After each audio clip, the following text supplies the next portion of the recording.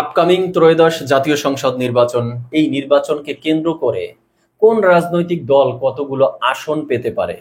তো প্রতিটি দলেরই তো এমন একটি প্রত্যাশা থাকে, তারা প্রিডিকশন করে থাকে।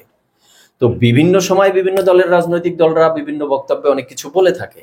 বাট আমি একদম সদ্য এই গত এক সপ্তাহের মধ্যে যে নিউজগুলি এসেছে তাই নিয়ে কথা বলতে চাচ্ছি।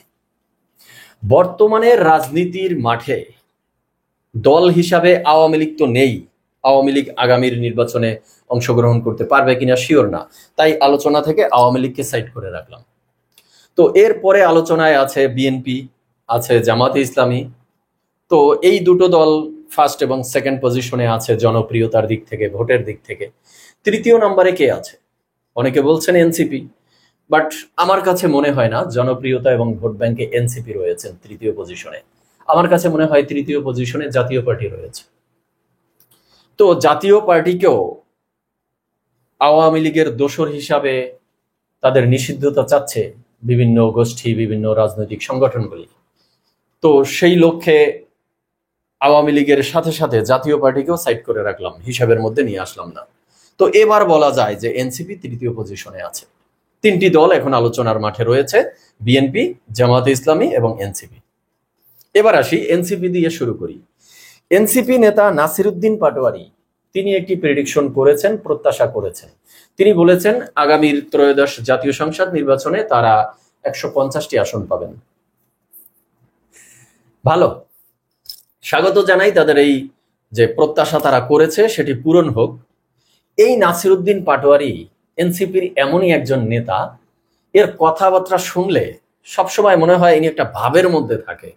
ইনি সবসময় না একটা দিবা স্বপ্নের মধ্যে মানে নিহিত থাকে, কখন যে কি বলে, কোথা থেকে কি বলে, মানে আমি ইকুয়েশন, ওনার কথাবার্তার ইকুয়েশন আমি অন্তত এই আমার ছোট মস্তিষ্ক দিয়ে মিলাতে পারি না কোনোভাবে।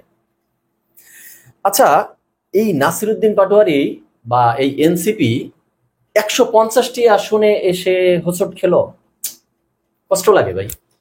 আর একটা আসন মাত্র, কারণ 151টি আসন হলেই এনসিপি এককভাবে আগামীর নির্বাচনে সরকার গঠন করতে পারত।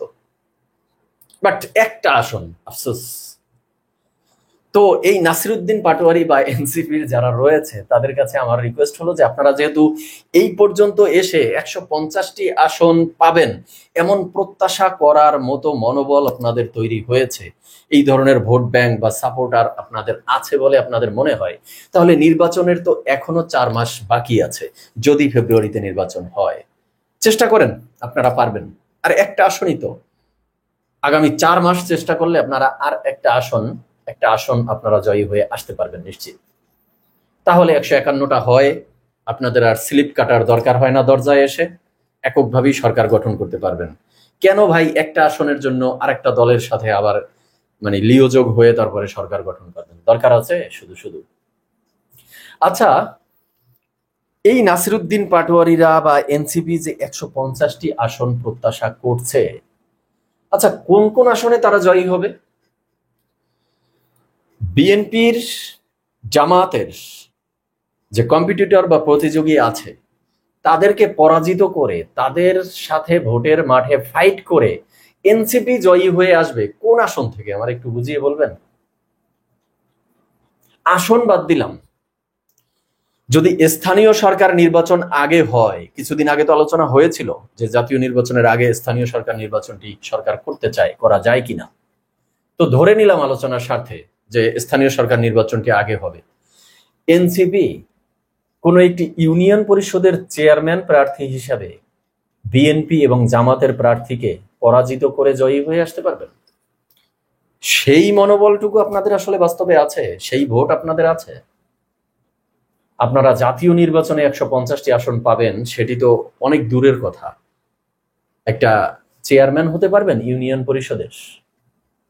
আপনাদের ভোট ব্যাংক কোন তলানিতে আছে, আপনাদের জনপ্রিয়তা কোন তলানিতে আছে সেটি তো ডাকসু নির্বাচনে প্রমাণিত হয়ে গেছে রে ভাই। আপনাদের রাজনৈতিক উত্থান, আপনাদের রাজনৈতিক গোড়াপত্তন, আপনাদের পরিচিতি, ফেমাসিটি যা আছে সবকিছু তো ঢাকা বিশ্ববিদ্যালয়কে কেন্দ্র করে। সেই ঢাকা বিশ্ববিদ্যালয়ের ছাত্র সংসদ নির্বাচনে আপনাদের অবস্থান যে কি সেটি ভুলে যাচ্ছেন নাকি? না হলে তো এভাবে দিবা স্বপ্নের মধ্যে আসলে বলতে পারেন না যে জাতীয় সংসদ নির্বাচনে আপনারা 150টি আসন পাবেন।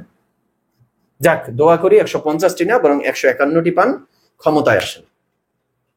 দর্শক শ্রোতা, এবার যাই জামাত শিবিরের কাছে যে তারা কি বলছেন। শিবির সেক্রেটারি সাদ্দাম, নুরুল ইসলাম সাদ্দাম, তিনি বলেছেন যে আগামীর নির্বাচনে তারা 160টি আসন পাবেন। যাক, তারা একটা ভালো পজিশনে প্রিডিকশন করেছে বা প্রত্যাশা করেছে যে তাদেরকে অন্তত সরকার গঠন করার ক্ষেত্রে অন্য দলের সাথে লিওযোগ হয়ে সরকার গঠন করার দরকার নেই, নিজেরাই এককভাবে সরকার গঠন করতে পারবে। বাট এখানে এই শিবির সেক্রেটারি নুরুল ইসলাম সাদ্দামের বক্তব্যে আমার কিছু প্রশ্ন তৈরি হয়েছে। নাম্বার 1, আমরা 160টি আসন পাবো, এই আমরাটাকে, কারণ জামাতের বিভিন্ন প্রশ্নবিদ্ধ বিষয় যখন শিবিরকে প্রশ্ন করা হয় তখন শিবির কিন্তু কৌশলে এড়িয়ে যায়। তারা বলে যে আমরা একটি স্বতন্ত্র সংগঠন, আমরা জামাতের কোনো অঙ্গ সংগঠন না, আমরা জামাতের কোনো লেজুর ভিত্তিক সংগঠন না।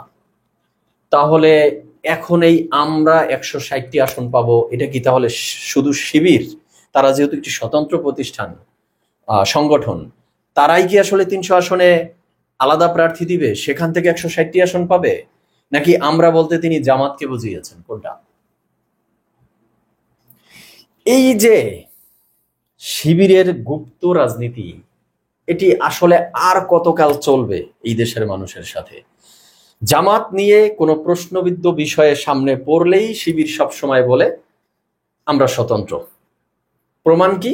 প্রমাণ হলো আপনারা আমাদের গঠনতন্ত্র দেখেন, আমাদের শিবিরের গঠনতন্ত্র দেখেন, জামাতের গঠনতন্ত্র দেখেন, গঠনতন্ত্রের মধ্যে কিছু মিল আছে, কিছু অমিলও আছে। এটি দ্বারা তারা প্রমাণ করতে চায় তারা একটি স্বতন্ত্র সংগঠন, তারা জামাতের কোনো অঙ্গ সংগঠন না, বাট আদর্শগত মিল আছে তাই তারা একত্রে কাজ করে, এটি শিবিরের বক্তব্য। তারা যে স্বতন্ত্র এটির আরেকটি প্রমাণ কি, যে আপনারা আমাদের প্রতিষ্ঠা সাল দেখেন, যে জামাত কবে প্রতিষ্ঠিত হয়েছে আর শিবির কবে প্রতিষ্ঠিত হয়েছে। আচ্ছা, সেই জামাত শিবির কত বছর আগে প্রতিষ্ঠিত হয়েছে সেই হিস্ট্রিতে না হয় না যাই, আমি একদম রিসেন্টলি একটি হিস্ট্রি বলি। নুরুল হক নূরের গণ অধিকার পরিষদ আছে না, তাদের একটি ছাত্র সংগঠনও আছে, ছাত্র অধিকার পরিষদ। আচ্ছা, আগে প্রতিষ্ঠিত হয়েছে কোনটা? প্রতিষ্ঠার সাল যদি ধরি তাহলে যে মূল দল গণ অধিকার পরিষদ, এটি আগে প্রতিষ্ঠা হয়েছে না ছাত্র অধিকার পরিষদ এটা আগে প্রতিষ্ঠা হয়েছে? অবশ্যই ছাত্র অধিকার পরিষদ। তাহলে আগামী 20 বছর পরে যদি গণ অধিকার পরিষদের কোনো একটি প্রশ্নবিদ্ধ বিষয় ছাত্র অধিকার পরিষদকে প্রশ্ন করা হয়, আর ছাত্র অধিকার পরিষদ যদি বলে যে আমরা গণ অধিকার পরিষদের দায় নিব না, কারণ আমরা গণ অধিকার পরিষদের কোনো লেজুর ভিত্তিক দল না, তাদের কোনো অঙ্গ সংগঠন না, প্রমাণ কি? ছাত্র অধিকার পরিষদ বলবে যে গঠনতন্ত্র দেখেন। আচ্ছা, কোন রাজনৈতিক দলের মূল দলের গঠনতন্ত্র আর ছাত্র অঙ্গ সংগঠনের গঠনতন্ত্র কোনোদিন হুবহু মিলে? কিছু ভিন্নতা তো থাকবেই।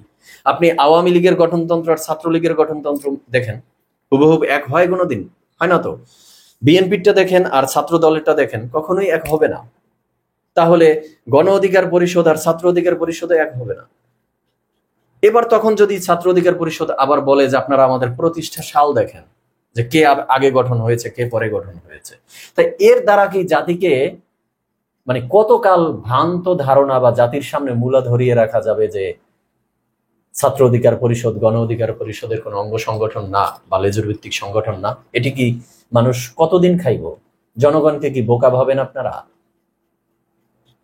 তাহলে শিবির কিন্তু এবার প্রকাশ করে দিল যে আমরা 160টি আসন পাবো, তার মানে যাহাই শিবির তাহাই জামাত, জামাতের একটি ছাত্র সংগঠন এটি।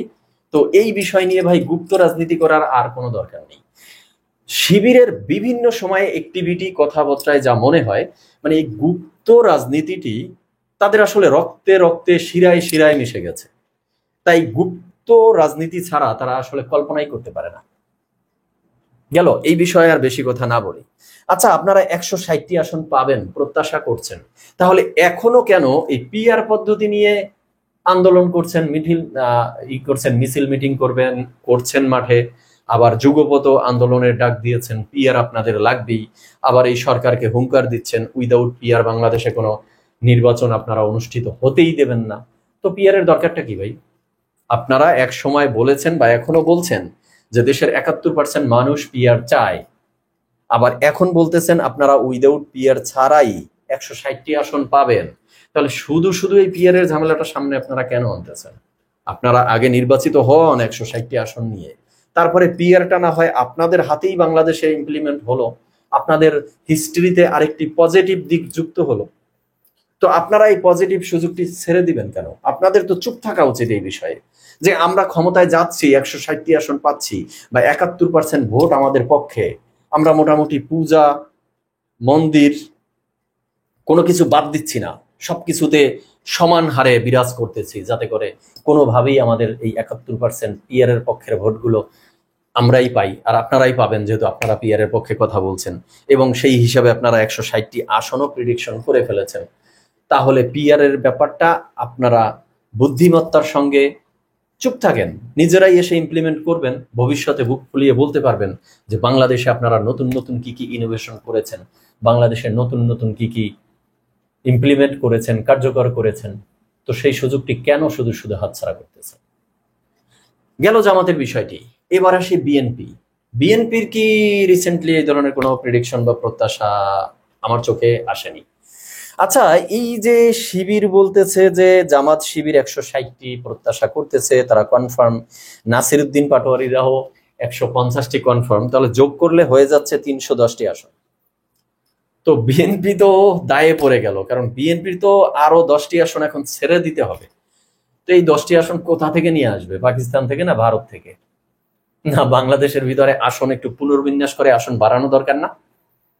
তো ইকুয়েশনটা আরো সুন্দরভাবে করা যেত যদি বিএনপিও একটি প্রত্যাশা করে ফেলতো যে আমরা কতগুলো আসন পাবো, তাহলে বোঝা যেত যে মানে নির্বাচিত সামনের দিকে কে হবে, তাদের সেক্ষেত্রে আসন জয়ী হওয়া পরাজিত হওয়া সেই পার্সেন্টেজ কত কম বেশি হবে সেটি তো তখন দেখা যাবে। বাট এখন একটি সুন্দরভাবে আমরা অন্তত মাইন্ডটা সেট করতে পারতাম, আমরাও একটা প্রিডিকশন করতে পারতাম তাদের এই রাজনৈতিক দলের প্রিডিকশনের উপরে ভিত্তি করে, যে কোন দল কতগুলো আসন পাওয়ার জন্য একদম আস্থা অর্জন করে ফেলেছে, তাদের দিক থেকে একটি পজিটিভ ইঙ্গিত পাওয়া যাচ্ছে। সেক্ষেত্রে এখন পর্যন্ত বিএনপিটা পেলাম না, তাই ফাইনাল ইকুয়েশনেও আসলে আর আসা যাচ্ছে না। সো দর্শক শ্রোতা, আজকে এ পর্যন্তই। সবাই ভালো থাকবেন এবং মতামত দিবেন যে এনসিপির 150টি আসন আপনাদের মনে হয় কোন কোন আসন থেকে আসতে পারে, আর জামাত শিবির যে 160টি আসনের কথা বলেছে এটি আসলে তারা কতটুকু পারফেক্ট হবে বা কতটুকু কার্যকর করতে পারবে, এই মতামত দিবেন। ধন্যবাদ সবাইকে।